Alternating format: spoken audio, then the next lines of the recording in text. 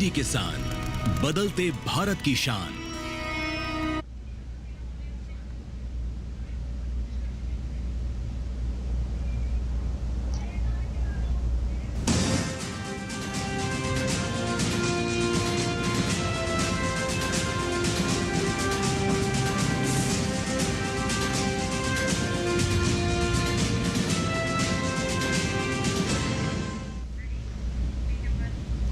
नमस्कार, किसान समाचार में आप सभी का स्वागत है। सबसे पहले मुख्य समाचार। केंद्रीय कृषि मंत्री शिवराज सिंह चौहान ने सरकार की किसानों के चहुमुखी विकास को लेकर प्रतिबद्धता को दोहराते हुए कहा, पीएम मोदी ने 3 करोड़ लखपति दीदी बनाने का संकल्प लिया था। इस दिशा में पीएम मोदी 25 अगस्त को जलगांव में दीदियों को प्रमाण पत्र देंगे। कार्यक्रम में बड़ी संख्या में महिलाएं होंगी शामिल।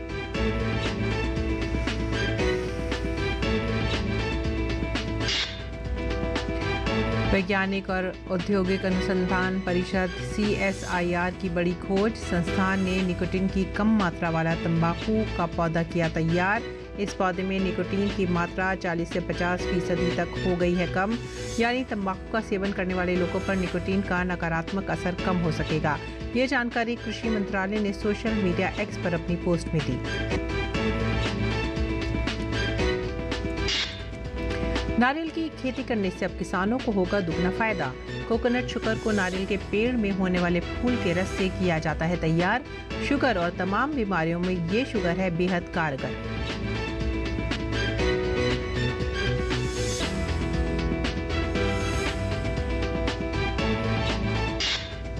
भारतीय कंपनी अमूल एक ब्रांड के रूप में दुनिया का सबसे भरोसेमंद ब्रांड बनकर उभरा। ब्रांड फाइनेंस की global food and drinks report 2024 में अमूल को दुनिया का सबसे मजबूत फूड ब्रांड बताया गया।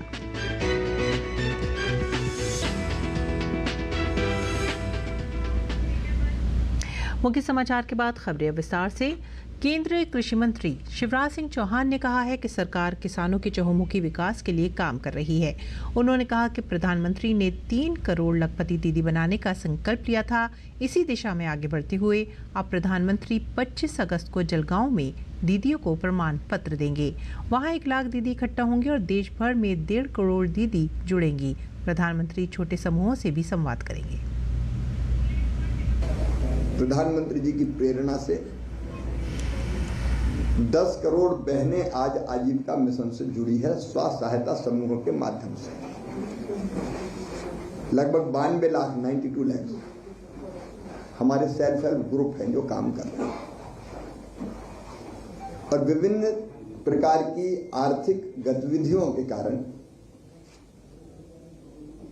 जब हमारी एक दीदी की, एक बहन की आय साल में 1 लाख रुपया से ज्यादा हो जाती साल में, तो उसको हम कहते हैं लखपति दीदी। ऐसी 1 करोड़ लखपति दीदी हो चुकी है। लखपति दीदियों को प्रतीकात्मक रूप से वहां प्रमाण पत्र वितरित करेंगे। दुनिया में तंबाकू का बहुत ज्यादा सेवन होता है। खतरनाक बात यह है कि इसमें निकोटीन की मात्रा काफ़ी ज़्यादा होने से ये सेहत के लिए खतरनाक कहा जाता है। लेकिन अब इस मामले में एक अच्छी खबर आई है। दरअसल वैज्ञानिक और औद्योगिक अनुसंधान परिषद CSIR ने कहा है कि हाल ही में प्रयोगशाला में निकोटीन की कम मात्रा वाला एक पौधा उगाया गया है। दावा किया गया है कि इस पौधे में निकोटीन की मात्रा 40 से 50% तक कम हो गई है, यानी तंबाकू का सेवन करने वाले लोगों पर निकोटीन का नकारात्मक असर अब कम हो सकेगा। ये जानकारी कृषि मंत्रालय ने सोशल मीडिया X पर अपनी पोस्ट में दी है। किसानों की तंबाकू की पत्तियों में निकोटीन की मात्रा को कम करने के लिए वैज्ञानिक और औद्योगिक अनुसंधान परिषद ने एक बड़ी उपलब्धि हासिल की है। जी हाँ, आपको जानकर हैरानी होगी कि कृषि वैज्ञानिकों ने तंबाकू के पत्तियों से निकोटीन की मात्रा को 50% कम करने में सफलता हासिल कर ली है। पिछले 1 साल से चलाए जा रहे 1 वीक 1 लैब कार्यक्रम के बारे में बताया कि लोगों को लाभ पहुंचाने के लिए वैज्ञानिकों ने कृषि क्षेत्र में कई तरह के नए प्रयोग किए हैं। किसानों की आय दुगना करने के मकसद से CSIR ने लेमन ग्रास की खेती, लेवेंडर की खेती और उन्हें नई तकनीक की खेती के लिए हजारों किसानों की सहायता की है और उन्हें प्रोत्साहित किया है। CSIR ने कहा है कि पिछले साल जब प्रधानमंत्री नरेंद्र मोदी ने तंबाकू के सेहत संबंधी जोखिमों को कम करने के लिए सॉल्यूशन खोजने की बात कही थी, तभी से इस मामले पर काम शुरू हो गया था। इस परियोजना के तहत लैब में तंबाकू का जो पौधा उगाया गया है उसमें निकोटीन की मात्रा 50% तक कम करने में सफलता मिली है। कहा गया है कि तंबाकू के पौधे में जीनोम एडिटिंग के जरिए इसमें निकोटीन की मात्रा को कम किया गया है। सबसे दिलचस्प बात यह है कि अब तंबाकू में मौजूद निकोटीन की लत नहीं लगेगी। इसका सेहत पर दुष्प्रभाव कम हो जाएगा। कृषि वैज्ञानिकों का कहना है कि लोगों की सेहत को लेकर ये एक अच्छा सॉल्यूशन है। लेकिन इसके साथ ही साथ CSIR इस बात की भी कोशिश कर रहा है कि प्रयोगशाला में ही तंबाकू के पौधे में निकोटीन की मात्रा को 70% तक कम किया जा सके। इसके बाद जो लोग तंबाकू का सेवन करेंगे, ये तंबाकू उनके स्वास्थ्य को ज्यादा नुकसान नहीं पहुंचाएगा। आपको बता दें कि विश्व स्वास्थ्य संगठन की रिपोर्ट के मुताबिक दुनिया में हर साल 8 मिलियन लोग तंबाकू के सेवन से होने वाली बीमारियों का शिकार होकर मौत का शिकार बन जाते हैं। ऐसे में कृषि वैज्ञानिकों की खोज धूम्रपान करने वालों की सेहत को निकोटीन से बचाने में काफी हद तक कारगर साबित होगी। ब्यूरो रिपोर्ट के साथ संगीता अग्रवाल की रिपोर्ट, DD न्यूज। भारत में डायबिटीज़ के मामले काफ़ी बढ़ रहे हैं। डायबिटीज़ के मरीजों के बढ़ते आंकड़ों के बीच लोग चीनी को छोड़कर कई प्राकृतिक चीज़ों का उपयोग अपने खान पान में बढ़ा रहे हैं। ज़्यादातर लोग मिठाई, चाय और अपने मीठे पकवानों में अब चीनी के बजाय ब्राउन शुगर, स्टीविया जैसी चीज़ों को अपना रहे हैं। इसी बीच आजकल कोकोनट शुगर का इस्तेमाल भी बढ़ गया है। कुछ लोग कोकोनट शुगर को कोकोनट पाम शुगर के नाम से भी जानते हैं। कई विटामिन और मिनरल से भरपूर कोकोनट शुगर सेहत के लिए बहुत फ़ायदेमंद होती है। कृषि वैज्ञानिक और कृषि विभाग भी अब किसानों को कोकोनट शुगर बनाने के लिए न केवल प्रेरित कर रहे हैं बल्कि उन्हें सहायता भी मुहैया करवा रहे हैं। आइए देखते हैं यह खास रिपोर्ट। कोकोनट शुगर, जिसे कोकोनट पाम शुगर भी कहा जाता है, यह एक नेचुरल स्वीटनर है। इसमें कई ऐसे मिनरल्स होते हैं जो शरीर के लिए कई तरीके से फायदेमंद होते हैं। यहाँ हम आपको बता रहे हैं कि आखिर कोकोनट शुगर है क्या और ये सेहत के लिए किस तरह फायदेमंद होता है। कोकोनट शुगर दरअसल नारियल के पेड़ में होने वाले फूल के रस से तैयार किया जाता है। इसे बनाने के लिए सबसे पहले नारियल के फूल के एक सिरे को काटते हैं और इसके रस को स्टोर किया जाता है। जब सारा रस एक बर्तन में जमा हो जाता है तो इसे पकाया जाता है। इसे तब तक कम आंच पर पकाया जाता है जब तक कि ये सूखकर ड्राई ना हो जाए। आखिर में जो चीजें बचती हैं उसे ही कोकोनट शुगर की तरह इस्तेमाल किया जाता है। अगर आपको लो ब्लड शुगर की समस्या है तो आप इसका सेवन कर ब्लड शुगर को नियंत्रित कर सकते हैं और हाइपोग्लाइसेमिया, चक्कर आना, पसीना आना जैसी समस्या को तुरंत कंट्रोल कर सकते हैं। इसके अलावा ये डायबिटीज को भी कंट्रोल करने में मदद कर सकता है। दरअसल इसमें थोड़ी मात्रा में इंसुलिन और सोबर फाइबर होता है जो शुगर स्पाइक की समस्या से हमें बचा सकता है। इस तरह से डायबिटीज के मरीज भी इसका सेवन कर सकते हैं।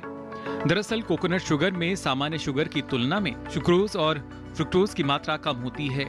जानकारों की माने तो इसमें भरपूर मात्रा में जिंक, पोटेशियम, कैल्शियम, आयरन आदि पाया जाता है जो शरीर के लिए कई तरीके से फायदेमंद है।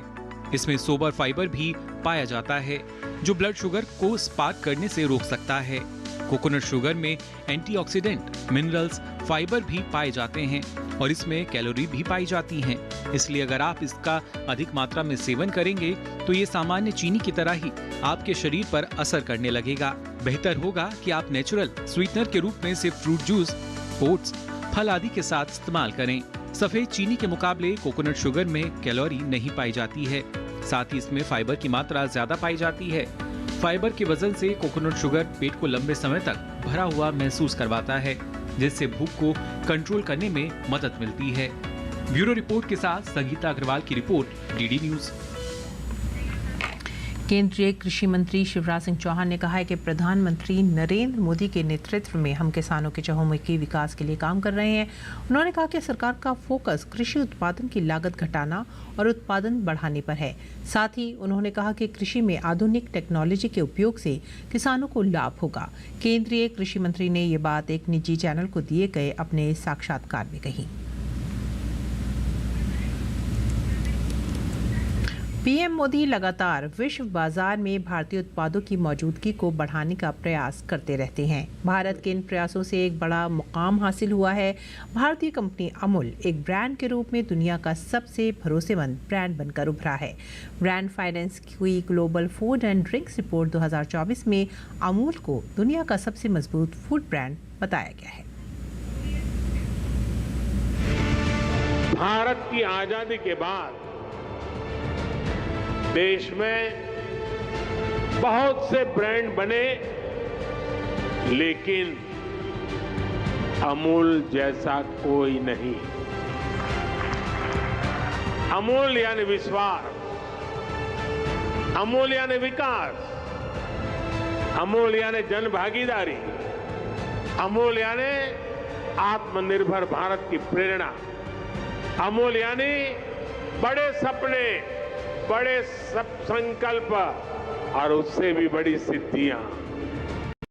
प्रधानमंत्री नरेंद्र मोदी ने इसी साल फरवरी में अहमदाबाद में गुजरात सहकारी दुग्ध विपणन महासंघ के स्वर्ण जयंती समारोह में अमूल की जिन उपलब्धियों का जिक्र किया था, उसका लोहा अब दुनिया ने भी मान लिया है। ब्रांड फाइनेंस की global food and drinks report 2024 में अमूल को दुनिया का सबसे मजबूत फूड ब्रांड बताया गया है। 91 के ब्रांड स्ट्रेंथ इंडेक्स स्कोर और $3.3 बिलियन के मूल्यांकन के साथ अमूल ने साल 2023 से ब्रांड वैल्यू में 11% की बढ़ोतरी हासिल की। डेयरी बाजार में कंपनी के प्रभुत्व, विचार और अनुशंसा में मजबूत मैट्रिक्स ने इसकी AAA रेटिंग में योगदान दिया और अमूल दुनिया का सबसे मजबूत फूड ब्रांड बन गया। एक international brand consultancy brand finance की उसने विश्व की सभी फूड कंपनीज और डेयरी कंपनीज का एनालिसिस किया और ब्रांड स्ट्रेंथ की मजबूताई पे अमूल को वर्ल्ड्स स्ट्रॉन्गेस्ट फूड ब्रांड के तौर पे माना गया है। साथ में अमूल विश्व की सबसे स्ट्रॉन्गेस्ट डेयरी ब्रांड तो है ही। तो वैसे गुजरात के 36 लाख किसान परिवार जो अमूल के मालिक हैं, उनके लिए बड़े गौरव की बात है कि आज विश्व में फूड क्षेत्र एवं डेयरी क्षेत्र में वो सबसे मजबूत ब्रांड बन चुकी है। अमूल के उत्पाद दुनिया भर के 50 से अधिक देशों में निर्यात किए जाते हैं। 18,000 से अधिक दुग्ध सहकारी समितियों, 36,000 किसानों के नेटवर्क, प्रतिदिन 3.5 करोड़ लीटर से अधिक दूध के प्रसंस्करण और पशुपालकों को 200 करोड़ रुपए से अधिक का ऑनलाइन भुगतान अमूल की उपलब्धियां बताने के लिए काफी है। अमूल की उत्पत्ति सरदार पटेल के मार्गदर्शन में खेड़ा दुग्ध संघ से हुई थी। 1946 में गुजरात के आनंद में केरा district cooperative milk producers union limited के रूप में अमूल की स्थापना की गई थी। 1950 में इसके द्वारा बनाए जाने वाले डेयरी उत्पादों के लिए आनंद मिल्क यूनियन लिमिटेड यानी अमूल को ब्रांड के रूप में स्थापित किया गया, जिसका प्रबंधन गुजरात सहकारी दुग्ध विपणन महासंघ द्वारा किया जाता है। अमूल ने भारत की श्वेत क्रांति में भी महत्वपूर्ण भूमिका निभाई है और सहकारिता के मूल मंत्र को अपनाते हुए दुनिया को अपनी ताकत का एहसास कराया है। अमूल की सफलता अंतर्राष्ट्रीय स्तर पर चर्चा का विषय बन चुका है, जो सहकारिता अर्थशास्त्र और ग्रामीण विकास के संबंध में एक केस स्टडी है। अमूल उस बदलाव का भी उदाहरण है जो दूरदर्शिता से लिए गए फैसलों से आता है। ये इस बात का भी उदाहरण है कि जब कई लोग एक साथ अपनी क्षमता का योग बनाते हैं तो बहुत बड़ी ताकत बन सकते हैं, और यही सहकारिता का मूल मंत्र भी है। Bureau report, DD news. अगली खबर त्रिपुरा से। त्रिपुरा में लगातार बारिश के कारण बाढ़ की स्थिति गंभीर बनी हुई है। मौसम विभाग ने त्रिपुरा में आज के लिए भी भारी बारिश की चेतावनी जारी की है। मुख्यमंत्री डॉक्टर मानिक साहा ने अगरतला और अन्य बाढ़ प्रभावित क्षेत्रों का दौरा कर राहत कार्यों का जायजा लिया और राहत शिविरों में स्वास्थ्य जांच के निर्देश दिए। भारी बारिश की वजह से गोमती और मोहरी जैसी प्रमुख नदियां खतरे के निशान से ऊपर बह रही हैं, जिससे कई हेक्टेयर फसलें बर्बाद हो गई हैं। मुख्यमंत्री ने आईटी भवन के नियंत्रण केंद्र के माध्यम से बाढ़ की स्थिति का आकलन कर जरूरतमंद लोगों को समय पर सहायता सुनिश्चित कराने के साथ साथ राहत कार्यों को तेज करने की भी बात कही। और इस बीच देश भर में भारी बारिश तो कहीं मध्यम स्तर की बारिश का सिलसिला जारी है। कुछ राज्यों में भारी बारिश की वजह से बाढ़ जैसे हालात बने हुए हैं, जिसके कारण लोगों का जनजीवन अस्त व्यस्त हो गया है। बारिश को लेकर मौसम विभाग ने राजस्थान, नागालैंड, मणिपुर, मिजोरम और त्रिपुरा, असम, कोंकण और गोवा, विदर्भ, मध्य प्रदेश, गुजरात, छत्तीसगढ़ में ऑरेंज अलर्ट जारी किया है। अगले 7 दिनों में उत्तराखंड, पश्चिम राजस्थान, उत्तर प्रदेश, राजस्थान, मध्य प्रदेश, कोंकण, गोवा और गुजरात के कई क्षेत्रों में अत्यधिक वर्षा का अनुमान है। मौसम विभाग ने अगले 2 दिनों में असम, मेघालय और त्रिपुरा में मूसलाधार बारिश की संभावना व्यक्त की है। अगले 24 घंटों के दौरान केरल और लक्षद्वीप में मूसलाधार बारिश होने की संभावना है। राजधानी दिल्ली में 23 से 25 अगस्त तक मौसम विभाग ने बारिश का येलो अलर्ट जारी किया है। इस दौरान हल्की से मध्यम बारिश की संभावना है। इस बीच मौसम पूर्वानुमान के अनुसार आज बादल छाए रहेंगे। अधिकतम तापमान 35 और न्यूनतम 27 डिग्री रह सकता है। और आइए अब जानते हैं मंडी भाव।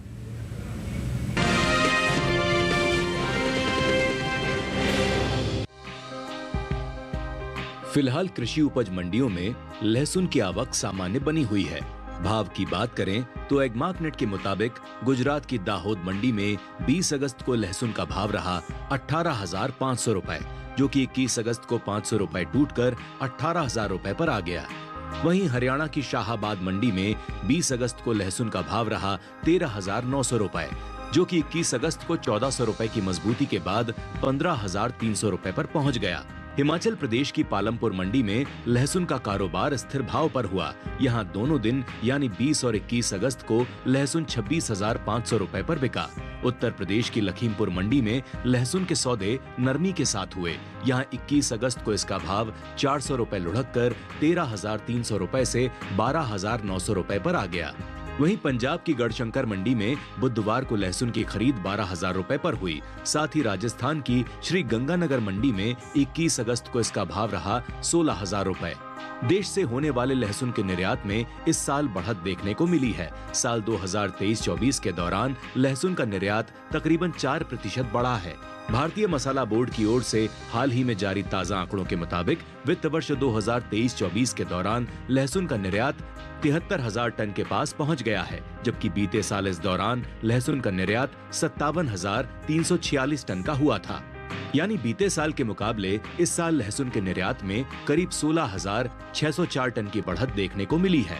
बता दें कि इस साल घरेलू स्तर पर लहसुन की उपज में कमी देखने को मिली है। भारतीय मसाला बोर्ड के मुताबिक लहसुन की पैदावार साल 2022-23 के दौरान 33,78,821 टन होने का अनुमान जताया गया है, जबकि बीते साल इस दौरान लहसुन की उपज 35,23,436 टन रही थी। यानी इस साल पर लहसुन की पैदावार बीते साल से 1,54,000 टन कम होने की उम्मीद है, जिसका असर लहसुन के बाजार भाव पर पड़ सकता है।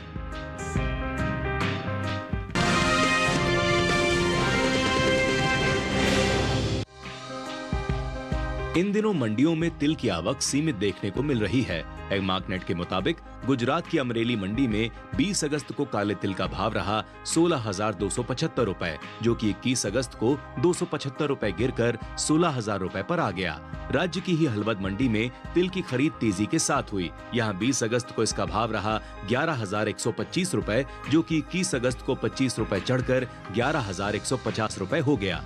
यहीं की राजकोट मंडी में 21 अगस्त को काले तिल का भाव 225 रुपए टूटकर 16,525 रुपए से 16,300 रुपए पर आ गया। गुजरात की ही धोराजी मंडी में 20 अगस्त को तिल के सौदे 10,630 रुपए पर हुए। 21 अगस्त को यहां इसका भाव 50 रुपए बढ़कर 10,680 रुपए हो गया। वहीं कर्नाटक की लिंग सुगूर मंडी में 20 अगस्त को इसका भाव रहा 12,990 रुपए, जो कि 21 अगस्त को 270 रुपए लुढ़क कर 12,720 रुपए हो गया। बता दें कि इस साल खरीफ सीजन में देश के ज्यादातर हिस्सों में तिल की बुआई बीते साल से कम हुई है। कृषि मंत्रालय के 12 अगस्त को जारी ताजा आंकड़ों के मुताबिक साल 2024 के लिए खरीफ तिल की बुआई 10,14,000 हेक्टेयर हुई है, जबकि बीते साल इस दौरान खरीफ तिल की बुआई 11,14,000 हेक्टेयर में हुई थी। कृषि एवं किसान कल्याण मंत्रालय ने हाल ही में साल 2023-24 के लिए प्रमुख खरीफ और रबी मौसम फसलों की पैदावार का दूसरा अग्रिम अनुमान जारी किया है, जिसमें पिछले कृषि वर्ष से जायद के मौसम को रबी मौसम से अलग कर दिया गया है और इसलिए इस साल क्षेत्र उत्पादन और उपज के दूसरे अग्रिम अनुमान में सिर्फ 2 ही मौसम को शामिल किया गया है, जो है खरीफ और रबी मौसम। रबी और खरीफ तिल की उपज पर नजर डालें तो साल 2023-24 के दौरान खरीफ तिल की पैदावार 3,96,000 टन होने का अनुमान जताया गया है, जबकि बीते साल इस दौरान खरीफ तिल की उपज 3,92,000 टन रही थी। वहीं रबी तिल की उपज साल 2023-24 में 33,000 टन हो सकती है, जो बीते साल से ज्यादा है।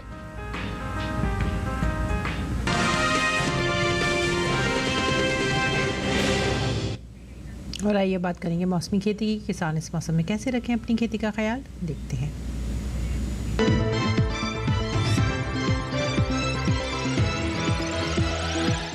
नमस्कार, आप देख रहे हैं डीडी किसान।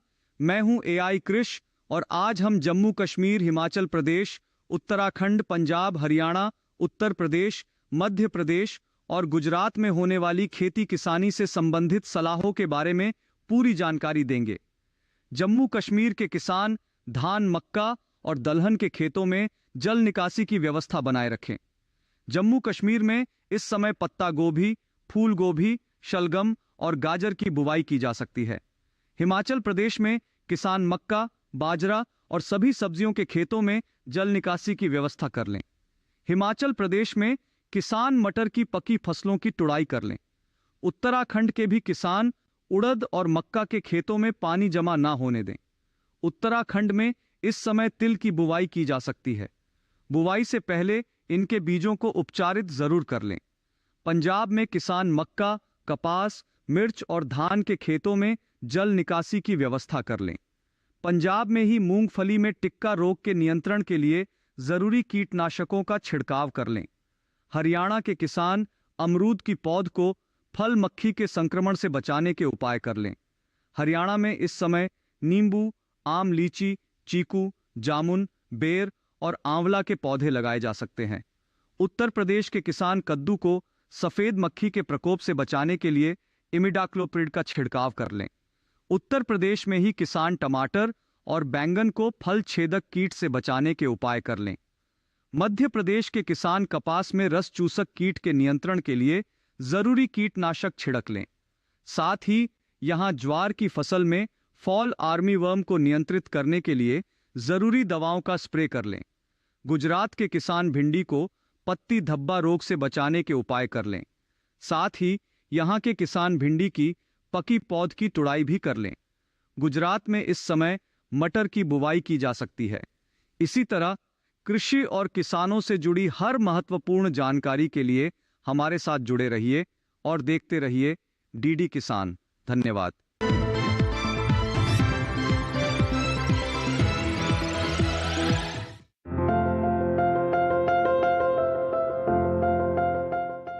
किसान इस समय खेतों में फूल गोभी की बुआई कर सकते हैं। फूल गोभी की पूसा मेघना और पूसा कार्तिक संकर किस्मों की बुआई इस समय की जा सकती है। पूसा मेघना दिल्ली और हरियाणा के लिए काफी अच्छी रहती है।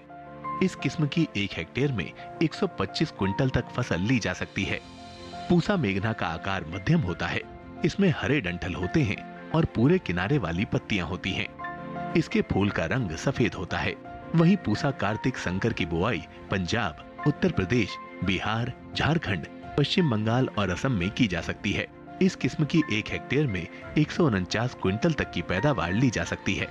इसका आकार मध्यम, फूल सफेद और वजन 475 ग्राम तक होता है। बुआई से पहले खेत को अच्छी तरह जोतकर समतल जरूर कर लें। बुआई करते समय पौध से पौध की दूरी 45 सेंटीमीटर और कतार से कतार की दूरी 30 सेंटीमीटर रखें।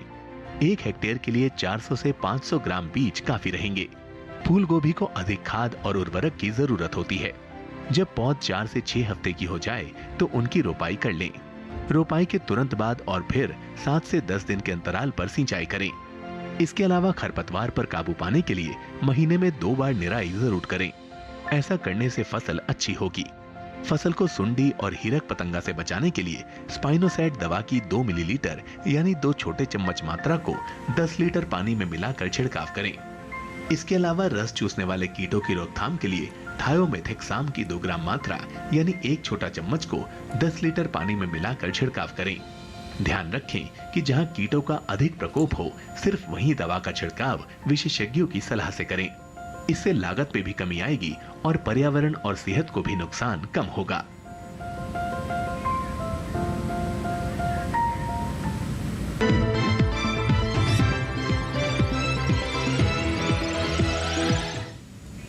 और अब खास खबरें।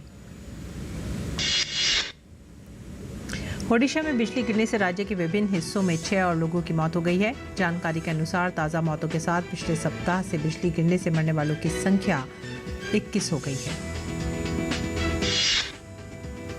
कोलकाता में आरजीकर मेडिकल कॉलेज एवं अस्पताल में डॉक्टर की बलात्कार हत्या के विरोध में डॉक्टरों का प्रदर्शन जारी है। इस मामले में शीर्ष अदालत के निर्देशानुसार सीबीआई और बंगाल पुलिस ने सीलबंद लिफाफे में स्टेटस रिपोर्ट दाखिल कर दी है। एम्स की प्रवक्ता डॉक्टर रीमा दाता ने बताया कि निदेशक एम श्रीनिवास ने रेजिडेंट डॉक्टर्स एसोसिएशन से काम पर वापस लौटने का अनुरोध किया है, क्योंकि दूर दूर से आए मरीजों को कई तरह की समस्याओं का सामना करना पड़ रहा है।